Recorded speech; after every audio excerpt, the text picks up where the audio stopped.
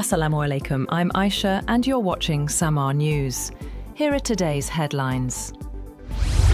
Security forces have foiled a major suicide attack and killed 10 terrorists in 2 separate operations in North Waziristan.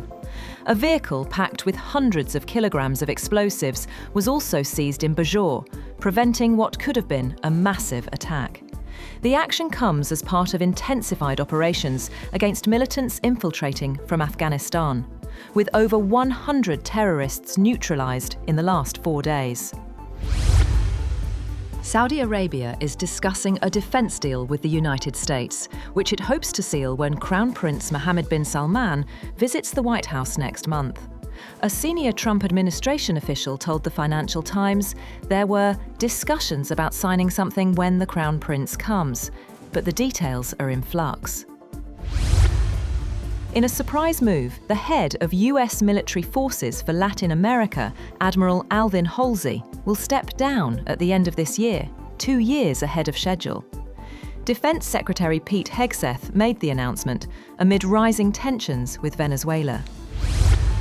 The White House says India is cutting Russian oil imports by 50%, following what it calls productive trade talks between Washington and New Delhi. However, Indian officials say no formal request has yet been made to refiners, and the reduction may only be reflected in import data later this year. Refiners have already placed November orders that include some December deliveries of Russian crude. US President Donald Trump has warned he may break the ceasefire if Hamas continues targeting alleged collaborators and gangs in Gaza. In a social media post, he warned Hamas of dire consequences if the killings continued. The remark marks a sharp shift from his earlier praise of Hamas for taking on local gangs and risks reigniting violence in the enclave. Meanwhile, President Trump said he would meet Russian President Vladimir Putin in Budapest to discuss ending the Ukraine war, following what he called a very productive phone call that lasted more than 2 hours. Trump said the success in the Middle East could pave the way for peace in Europe, with US and Russian advisors meeting next week to prepare for the summit. Ukrainian President Volodymyr Zelensky will meet US President Donald Trump in Washington today to push for the delivery of Tomahawk missiles capable of striking deep into Russia. The meeting follows Trump's phone call with Russian President Vladimir Putin, which he described as great progress ahead of their planned face-to-face talks in Hungary. A Russian military court has handed long prison sentences to 15 Ukrainian fighters, sentencing them to between 15 and 21 years in a high-security penal colony. Russia's prosecutor general said the men, members of Ukraine's Aidar battalion captured in 2022, were convicted of involvement in what Moscow described as a terrorist organization. The trial was held behind closed doors in the southern city of Rostov-on-Don. John Bolton, US President Donald Trump's former national security advisor, has been charged in a sweeping indictment that accuses him of sharing sensitive government information with 2 of his relatives for possible use in a book he was writing. The indictment marks the 3rd time in recent weeks the Justice Department has secured criminal charges against one of Trump's critics. India has refused drug makers' requests to extend a year-end deadline to upgrade their manufacturing plants to international standards, amid public outrage over the deaths of at least 24 children who consumed locally made cough syrup.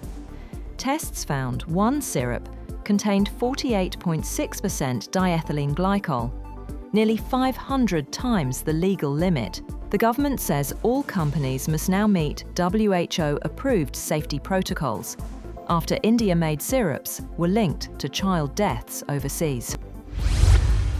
US Treasury Secretary Scott Bessent says the federal government shutdown may cost the US economy up to $15 billion a day, a claim later corrected by the Treasury to $15 billion a week. Bessent told a news conference that the shutdown has started to cut into the muscle of the US economy. China has expressed dissatisfaction over US President Donald Trump's threat of 100% tariffs on Chinese exports. At a press briefing in Beijing, Commerce Ministry spokesperson He Yongqian urged Washington to correct its erroneous practices and respect past trade understandings. He also accused the US new energy vehicle subsidy of violating WTO rules, adding that Beijing will strengthen foreign trade policies to counter pressure. Interior Minister Mohsin Naqvi has welcomed American investors to explore Pakistan's mineral and energy sectors, reaffirming the government's resolve to create a business-friendly environment for foreign investors. Talking to acting US Ambassador Natalie Baker in Islamabad, he said American investment interest reflects the growing trust and cooperation between the two countries. He also praised President Donald Trump's role in securing the Gaza peace agreement and called his efforts sincere and historic. Meta has announced new parental controls, allowing parents to disable teens' private chats with AI characters, following backlash over the flirty behavior of its chatbots. The company also said its AI features for teens will follow the PG-13 rating system, in a move to curb minors' exposure to inappropriate content on its platforms. Media mogul David Ellison is reportedly preparing a $60 billion bid to take over Warner Bros. Discovery, possibly bypassing the board to appeal directly to shareholders, after his initial $20 a share offer was rejected. Ellison aims to acquire the company before its planned split, expanding his growing media empire that already includes Paramount, MTV, and Nickelodeon. Cristiano Ronaldo has once again topped the Forbes list of the world's highest-paid footballers for the 2025-26 season, marking the sixth time in the past decade that the Portuguese superstar has claimed the top spot. The achievement comes just over a week after Bloomberg declared the 40-year-old Al Nassr forward football's first billionaire. With estimated total earnings of $280 million, Ronaldo's income for the year is more than double that of his longtime rival, Lionel Messi, who sits in second place with $130 million. That's all for now. For more updates, visit www.samaa.tv. Thank you for watching Samaa News.